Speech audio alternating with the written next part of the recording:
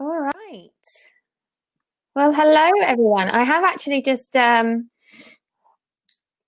beeped in. I don't know what the word is for all this techno stuff, but we're a couple of minutes early. So some people may join us in the next couple of minutes. But first of all, hello. I'm Louise. I'm Chief Operating Officer for EventWell. So I've been working alongside Helen, who's our CEO, to set up this amazing EventWell Digital Summit. So thank you to everyone that's on here at the moment. And obviously we've got loads of sessions going on all throughout the day and tomorrow. So obviously, I'm sure you're going to get a lot of information out of just, this session and all the other sessions that maybe you've signed up to. And obviously our networking events at lunchtime and this evening as well. So just a couple of housekeeping bits and bobs. So if you're on here, just make sure your mic is on mute. And obviously, if you want to ask any questions, so format is, I'll introduce Elaine in just a second, but obviously Elaine's going to be doing her speaker bit for around half an hour, and then we'll have sort of 10-15 minutes at the end for any questions that you may have. If you're new to Remo, you can click on, there should be a chat button at the bottom. So if you click on that, and then you'll see there's an actual general chat button, which is general chat, and then you can see there's a participant. So if you want to directly message anybody that's here in the audience, then just obviously click on their name and send them a message, and then obviously Q&A is where you should type any questions that you've got for Elaine, and we'll go through those at the end. Okay, so right, we're now directly at 12 o'clock. So I'm going to stop talking and I'm going to introduce Elaine. Hello, Elaine. Hello. How are you? I'm very good, thank you. And I'm very pleased to be here. I think, well, we were just chatting beforehand and I think Jennifer was listening into our conversation. Yeah, so apologies to anyone that heard mine and Elaine's conversation. I'm new to this Remo, and so is Elaine. And we just discovered that if you're sitting on our table in Remo, then you'll hear all sorts. So it's all about house. So, anyway, but no, I'm really good and I'm really pleased to be here. I think what you guys are doing is an amazing summit and very much needed. So yeah. So we really appreciate you being here. So Elaine, I'm going to let you, Elaine has been with us. Well, she did a little EventWell Chats for a session a couple of weeks ago, and that went down really, really well. But Elaine has worked in the events industry before now, and has obviously taken a new path. So I'm going to hand over to Elaine, and yeah, as I say, any questions at the end, just type them in, guys, and we'll go through them once Elaine's finished her session. All right, take it away, Elaine. Thank you very much. So just to tell you what we're going to talk about first, today I'm going to guide you through my CALM formula. So it's a little anagram of the word calm, which is basically a formula to help you to work through change. And then I'm going to talk about mastery goals and how you can apply that to the same process so that you never fail, that you always succeed. But before I do that, I think it's best to commonly introduce who I am.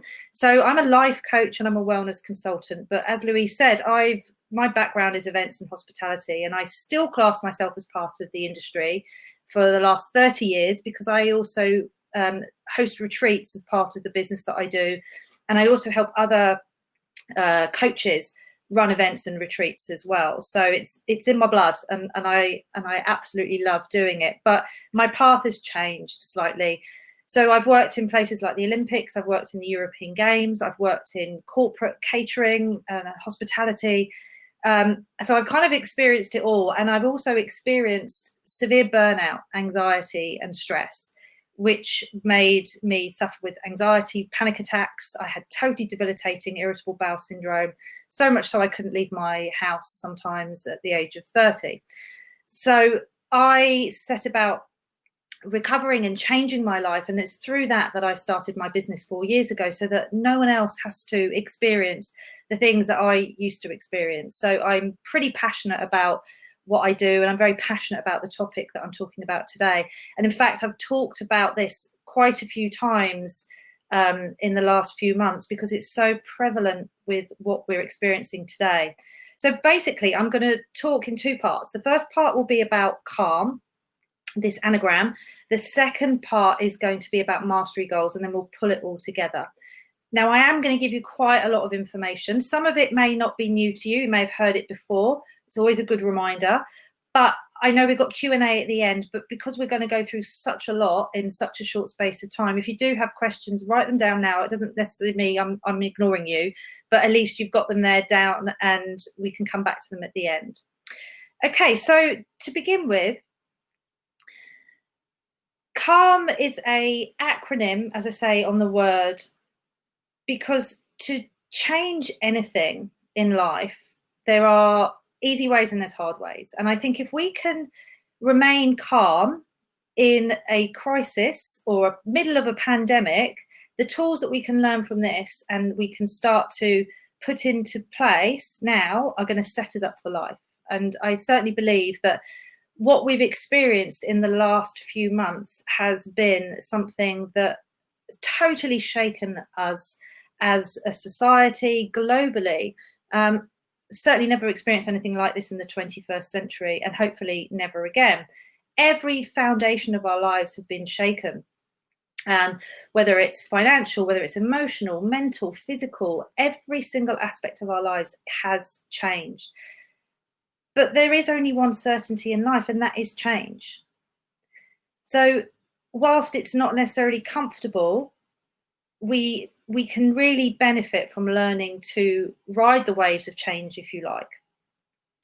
So this current climate, as I say, is totally shaken us up, and it's given us a wake-up call, a massive reminder that we weren't ever really in control. I think we like to think that we are as humans.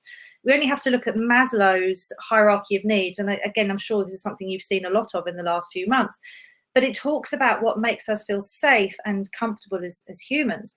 And all of those levels had been shaken up for us, from food to toilet roll, not being able to buy it, to our finances, to our relationships.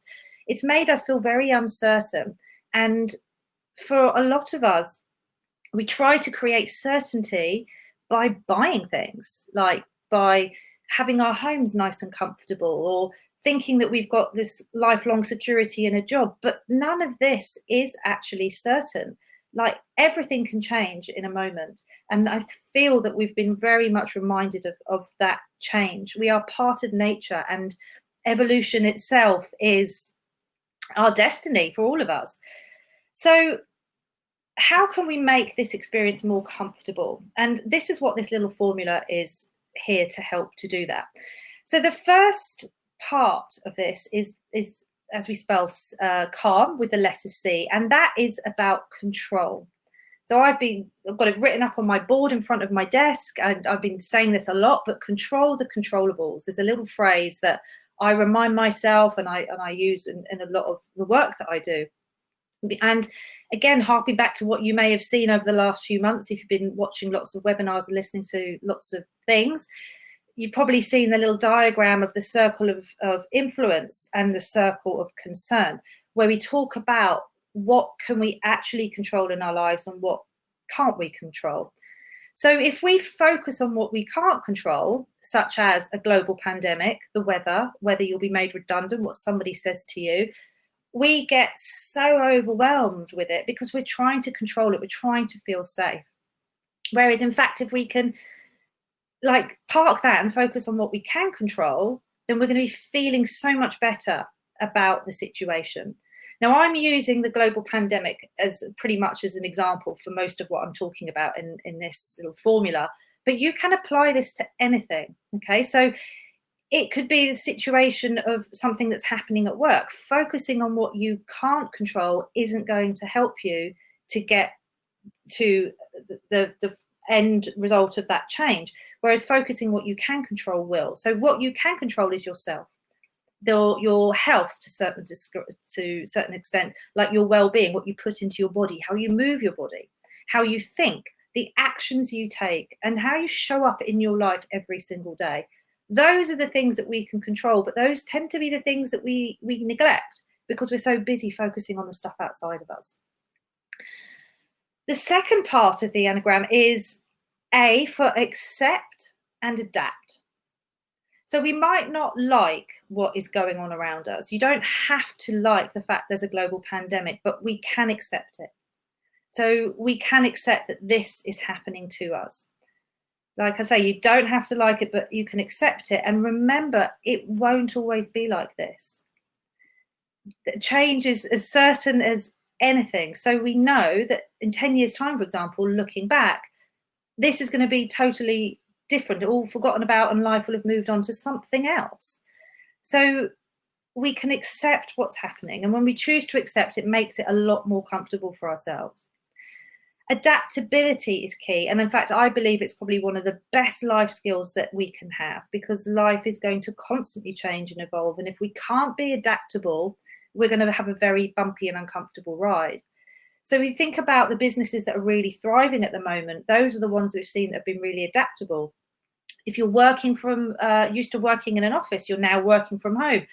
These are all kind of forms of adaptability. So we want to think about that. What can I do differently in this situation to make this more comfortable for myself? So you're controlling what you can control, and you're being adaptable and accepting. We then move on to the third part of this, and this is the letter L for learn. So every difficult situation that we face in life is an opportunity for growth. And in fact, if you look back on your life so far, I bet you can see where there's been some form of adversity where you've come out bigger, better, brighter, stronger. Doesn't negate the fact that it was probably pretty damn painful at the time, and you probably wouldn't want to repeat the experience, but you've come out a better person from that experience. And I can certainly say that for everything that I've been through in my life. I wouldn't be where I am today, sat in front of you, talking to you now, if I hadn't had all those experiences of anxiety, of stress, of ill health.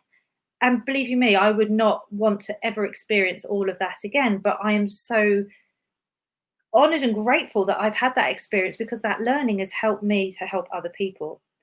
So how could you look at this situation, or a situation that you're wanting to change, in a different way?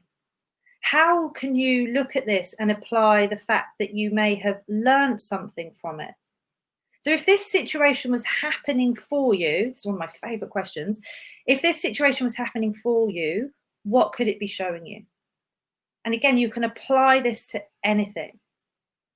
I like to believe that there is something bigger and greater than all of us. And I'm not talking about religion, I'm not talking about anything in particular, but we are all part of this flow of the world, the universe, the cosmos, whatever you want to call it. And there is some really divine intelligence that's going on that makes the trees grow, the sun shine, the moon rise, the moon fall. We're part of that. So what if something that is of that big, interconnected amazingness is guiding us all to something bigger and better for ourselves personally, for humanity? What if you could look at this situation that it's happening for us instead of to us? How would that change the way you see things? So life lessons are not meant to be easy. Otherwise, where would the lesson be? There's lots of quotes about diamonds and you know, being put under pressure to become the precious gems they are. We're the same. So with that little bit of added pressure, we can learn and we can grow. So we talk about comfort zone, and then we talk about zone of growth. So right now, all of us are in a zone of growth because of the uncomfort that we're in. And if you want to move forward in life and do things you've never done before, we have to step out of our comfort zone. And there is so much gold in these moments when we look for them. So the final part of the Enneagram is mindset, M for mindset. So we all see our life through a lens that we perceive our lives to be. I'm going to give you a little example of this. So Tony Robbins, you may have heard of him, is like the top life coach in the world, big in stature as well as big in audience. And he does this great exercise, which I'm going to do on you now. So I'd like you to just look around the room that you're in, and I want you to take a good look and take in everything that you see that is blue. And I want you to count all of those blue things. So scan around your room. I'm going to give you a few seconds to do this. So just looking around, count all of those things. Okay, so close your eyes. And I know I can't hear you, but honour me here. I want you to shout out loud the answer to this question that I'm going to ask you. How many green things have you seen? Okay, now you can open your eyes. You're probably thinking, what the hell is Elaine talking about? You just asked me to look for blue things and now you're saying green. Well, this is the whole case in point of this little exercise. What you focus on is what you're going to find. So if you go around life looking for something to be a certain way, then that's going to be your experience. In this case, it was looking for blue things when in this scenario, you didn't even notice the green. So in life, if we can open up the lens to take in everything, we're going to get a broader view, a brighter, bigger perspective of life. And we can apply that to our mindset. So changing our lens enables us to change the way that we see the world. Now, any opportunity we have, we can decide how we want to see and experience our life through this lens. Now, you may hear a lot about gratitude. It's like the cure-all. It is such a powerful mindset, and choosing a mindset that helps you to live a healthier and happier life, in my book, is the one that you want to be going for. It's a win-win. Whereas if you're choosing things that aren't helping you and keeping you feeling low and stuck and trapped, then that's not going to be very helpful for you to live in a healthy, happy life. So if you focus on all the things that you can't do, you're not going to have such a great experience as focusing on all the things that you can do. So gratitude, for example, enables you to really drill down on what you have got and what you can experience. And it really is impossible to feel down and to be grateful at the same time. And I'd really try and invite anyone to try and do it. But we can forget about gratitude, and we can get so caught up in what we're worried about, particularly when we're in the middle of something that's very challenging and it's big change. But if you can say, for example, right, I'm grateful that I've had this time for myself. I'm grateful to have had the opportunity to work from home. I'm grateful to have had food on my table. I'm grateful to be at this summit today. Whatever that is for you, and start to cultivate some mindsets that are more helpful to you to enable to cope with the situation and create that change. So I'm just going to wrap up this anagram with a quote. And again, this is a quote I've been banding around a lot, and I love this. It's from a book by Viktor Frankl, Man's Search for Meaning. I talked about this actually in the talk I did the other week. And he says that everything can be taken from man, but one thing, the last of human freedoms, to change one's attitude at any given set of circumstances, to choose one's own way. And I think this is really like so powerful, because we can choose how we feel in any moment. You know, Nelson Mandela lived in a prison cell for 27 years. Like, that is the like total epitome of choosing mindset to be able to cope with that and then go out and rule the country. So we can do this. We're pretty resilient as human beings. So brief wrap up before I move into part two. So we have control. So controlling what we can control. We have adaptability and accepting the situation. We've got learning from the situation, and then we've got mindset. And we can apply this, as I say, to any part of change. Now, with change, we can do all the work by reading all of this, but unless we take action, nothing's going to change. So this CALM formula is a great foundation and basis for getting into the right frame of mind to then create change. And I'm going to talk about now the mastery goals. So you may or may not have heard about mastery goals, but you've probably heard about performance goals. You may not have heard of it as a performance goal, but this tends to be the way that we look at a goal.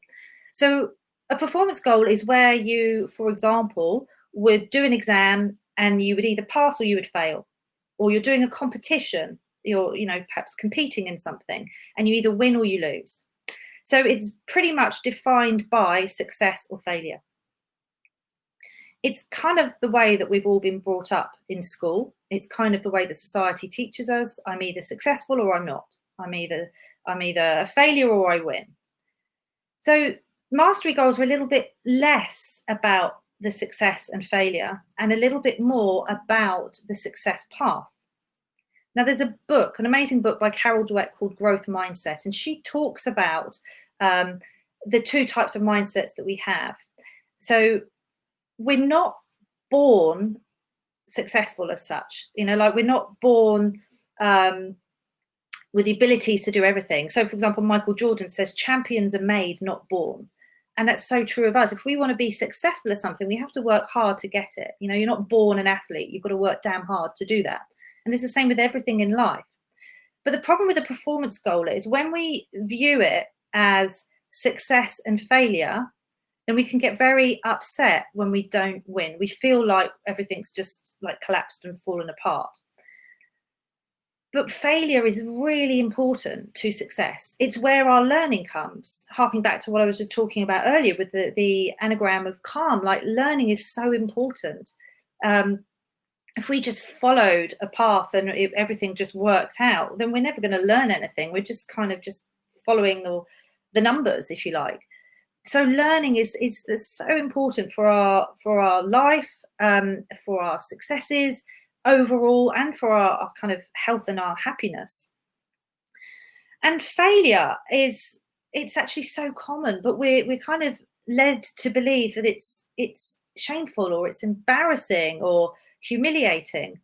But if you look at some famous people, Thomas Edison, like he attempted 1,000 times to create the light bulb before it was created as we know it today. And imagine if he'd given up on the first attempt and kind of, well, it didn't work, I wasn't successful. Well, we wouldn't have the light bulb in the way that we have today, or it would have come along at a later point. J.K. Rowling, she tried to get her Harry Potter books published 12 times before that was successful. And again, if she gave up on that, then we wouldn't have had the Harry Potter series. So actually seeing your kind of failures as part of the process of being successful or attaining your goal is really, really important. I'm going to give you a real tangible example in a moment. I'm going to talk about my own experience of this. But I think I'm piling out the quotes with you today, but I love this one. Rafa Nadal, the tennis player, says, "I always work with a goal, and the goal is to improve as a player and as a person." And that to me sums up what mastery goals are. It's looking at the bigger picture, and it's that success path in being part of that journey as opposed to the final outcome of this. Now, mastery goals is something that was relatively new when it came into my life not so long ago, and it totally blew my mind about what it can do for the way that we are trying to achieve our goals. Now, your goal could be anything. It could be something in your personal life. You might be wanting to be a certain level of fitness or be a certain size in your body. It might be something in your business. It could be anything, and you can apply this to anything. But for me, what really has helped me is if I share my experience of my goals, I started my business 4 years ago with the goal of having a retreat center in a beautiful, sunny, hot country where people can come and get well and be coached and have an amazing experience. Now, 4 years ago, that goal was the forefront of my ultimate aim in my business, and it still is today. And if I'm looking at this as a performance goal, I am no nearer to that retreat center today than I was 4 years ago. So if I look at it in that respect, then I could say to myself, I failed. And I could get very upset, very angry. I might want to give up my business, not want to keep going for it, and kind of say, well, it's not working, which you may or may not resonate with that. It's something that I think that we all do. You know, if something hasn't turned out the way we want it to go, that means I failed. But a mastery goal allows us to look at this in a different way. So in my experience, when I actually look above the performance goal of having a retreat center, and I actually say to myself, what actually is this retreat center's meaning to me? Why am I wanting to do this? Like, what is the ultimate goal? So for me, it's to be able to help people to have an amazing experience, but for me to be actually seen as the top coach to go to change people's lives, to be the go-to woman that creates amazing retreats experiences that help people change their lives. So when I look back over the 4 years and all the international retreats that I've done, they may have been in someone else's property, but not my own. That's leading towards my overall goal of being the retreat leader that I want to be. When I look back on all the hours of coaching that I've done with my clients, I can look at that as a leading towards being the go-to coach for helping people change their lives. So when you look at things in a different way, you can realize that actually I am already successful. I am already moving towards what it is that I want to achieve. And it's certainly really helped me, because we can all be so focused on trying to achieve those goals.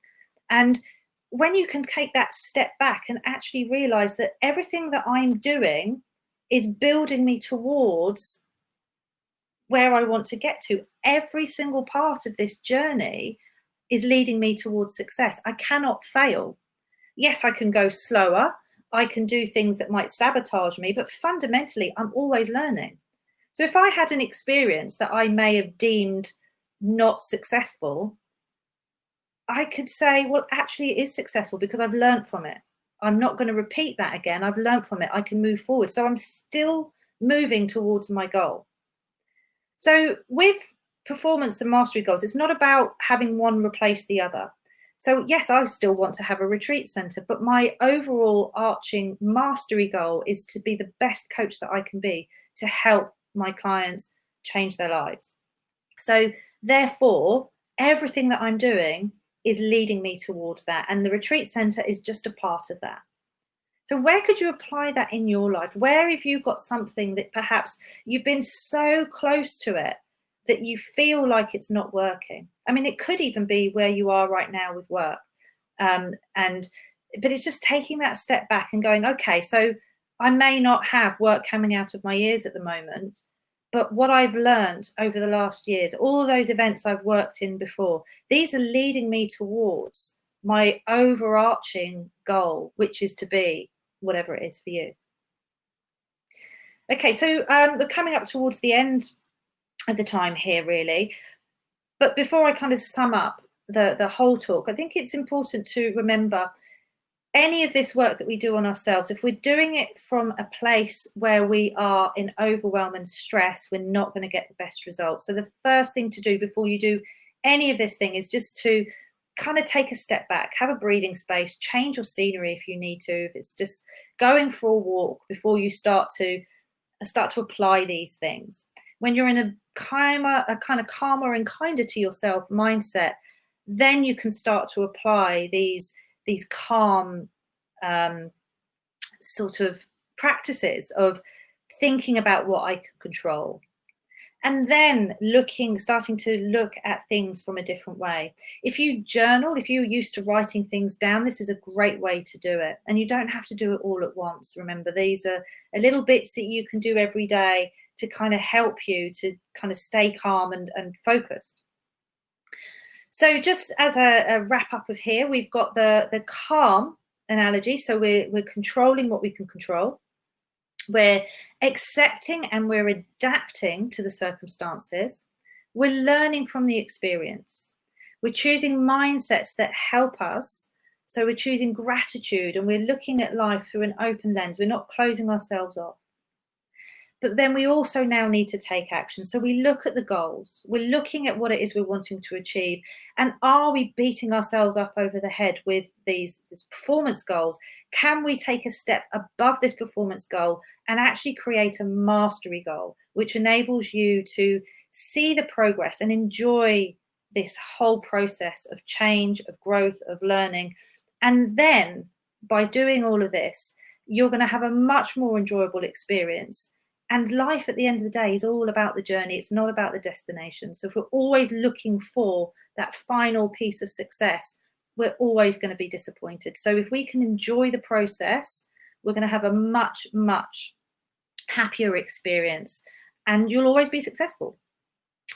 So that's not bad timing. I'm 1 minute away from 12:30. Perfect timing, Elaine. That is spot on, absolutely spot on. It's just, you finished, right? I'm just interrupted. Perfect, excellent. Well, I hope that was really, really useful for some of you. I'm just gonna, because it's been half an hour of quite intense information, all valuable information. The whole point of these sessions and obviously EventWell is that we're looking after everybody's well-being. So at the end of all of our sessions, today and tomorrow, we're going to do a little bit of a breath work session before we hit into Q&As. So and it's just a way for you to kind of just sit back and kind of take stock. If you want to get up and move around, or do any exercises while you're sitting down, then please do so. I'm just going to do a little bit breathing session for you. So I think it's just always welcome to just come back to your breath whenever your mind is going a bit crazy. So if we can all just sort of sit quietly, maybe if you want to close your eyes, and then we just breathe in for 4. So if we breathe in and breathe out for 4, and do that again. So breathe in, count to 4, and breathe out. So it just brings you back to center, as it were.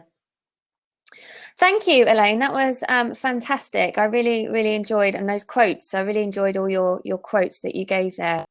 Really insightful. And I think, it's great that, from my own experience, I think we're always sometimes a little bit, we put too much pressure on ourselves. I think that's what the problem is sometimes. And we have all these amazing goals, and then we all get frustrated when we can't quite reach them. But I know I've learned, especially when I've had a life coach before, it's always about taking those steps. It's all about, the steps to, and the little pathway steps to reaching your goals. And I don't think actually they ever end.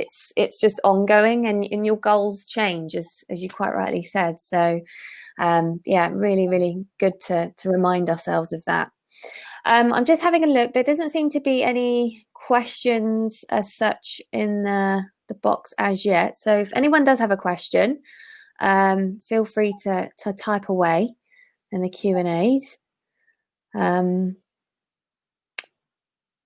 Nothing coming up as yet.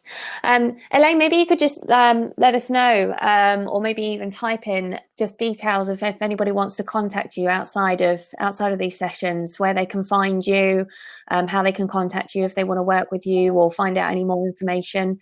If you want to let people know that. Yeah, sure. I mean, the easiest way, I'll type it in there as well, is my website. So elainebatho.com. There's not many Bathos around, which is BATHO.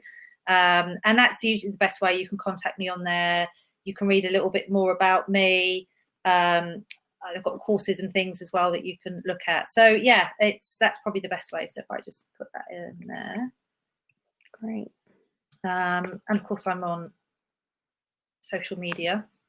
Oh, that says ask anonymously. I'm just going to ask. Like the Remo novice. Oh, there we are, Elaine Batho. Yeah. In the Q&A part, if anyone wants to write that down, Elaine's website address. And hopefully once all this COVID craziness is over, we might get some live retreats up and running again. So maybe we can all join one of your retreats. I can't wait. We were just talking about this earlier. Like, I really miss the in-person stuff. Like, this is great to be able to do this, but there's nothing quite like being around people. Obviously, being on a tropical beach somewhere has its perks too. But yeah, definitely, it's Jennifer has just typed in a question. She says, great session. You mentioned obviously a couple of books. Have you got any other book recommendations for personal growth and wellness? Oh gosh, I read so many books. There's so many. It depends like what you're really like your interest is and your focus. I'm massively interested in spirituality as well as physical health and mental health. But if I just think about some books that really helped me in the past, one of my favorite books is The Top 5 Regrets of the Dying. I think I mentioned this the other day. You did, yeah. It's hard to kind of think about the title, but it's a really good, really motivating book. That's by Bronnie Ware. So if I just type that in there, Bronnie Ware. Another one is Chimp Paradox. I think that's a great book. I think it's Professor Stephen Peters. I could be wrong, can't remember, but that's a great book. It talks about how, so basically our brain, we're kind of like 95% in our subconscious mind all the time. We're like on autopilot, and only 5% of our brain is conscious, which is kind of scary. I mean, it's said that every single thing we've ever experienced in our life is stored in this internal computer of our body. But this book, Chimp Paradox, talks about how we can help train that in a better way. So that's a great book. I love Big Magic by Elizabeth Gilbert. That's one of my favorites. Great Big book. Magic. Yeah. I love anything by Wayne Dyer. Great, late great Wayne Dyer. Louise Hay. I mean, there's so much out. There's lots, isn't there? Yeah, but there's some great books. And the quote I read, I mean, this is a really hard book to read. Viktor Frankl, Man's Search for Meaning. And that was the quote that I read about man being able to choose his own path in life. He was a psychotherapist, a psychologist, I can't remember, in the like 30s, and he was prisoner of war in Auschwitz. And his book is based on his experience of Auschwitz. And it's like the whole premise of if you can control your thoughts, you can cope with anything. And my God, if you can cope with what he experienced, you know, but we're no different to him. We're all equally as powerful and able to do these things, but not easy bedtime reading for sure. It's hard reading, but there's a lot of lessons in there. There's so many amazing books. It's funny we talk about books, so I don't know if any of you guys know, but we are actually launching the EventWell Book Club. Oh, amazing. So our first session is actually on the 30th of July. So if anyone's interested in that, just go to the EventWell website and you'll find out details there. And actually, I got the book through this morning. Good Vibes, Good Life by Vex King. So if anyone wants to join our book club, that's going to be happening on the 30th of July. And we've got a whole list of books coming up in the next few months. So I'm a great book reader. I love reading books. Oh, that's such a good question. Well, I'm a huge Elizabeth Gilbert fan, and I'm a huge Brene Brown fan. So with Elizabeth Gilbert, I mean, obviously, from a female point of view, Eat, Pray, Love is my fave. But also Big Magic. But Brene Brown, oh gosh, what's it called? The Gifts of Imperfection. That's a good one. That's a really good book. And Rebecca Campbell as well. Light is the New Black. That's kind of a bit more spiritual, but again, really good for your personal wellness and just changing your mindset, really. Yeah. But cool. All right. So if anyone else has any other questions, it doesn't look like it. So I guess we've probably only got sort of a couple of minutes to go anyway. So, but thank you so much, Elaine, for taking part today. Really, really appreciate it. Thanks to all the attendees as well. I hope that you take away some really useful information and guidance from Elaine. Obviously, please check out her website. But I'm sure we'll see you soon, Elaine, and some more of our chats. Brilliant. Well, thank you for listening to me, and thank you for having me. No worries. All right. Take care now. Bye. Bye.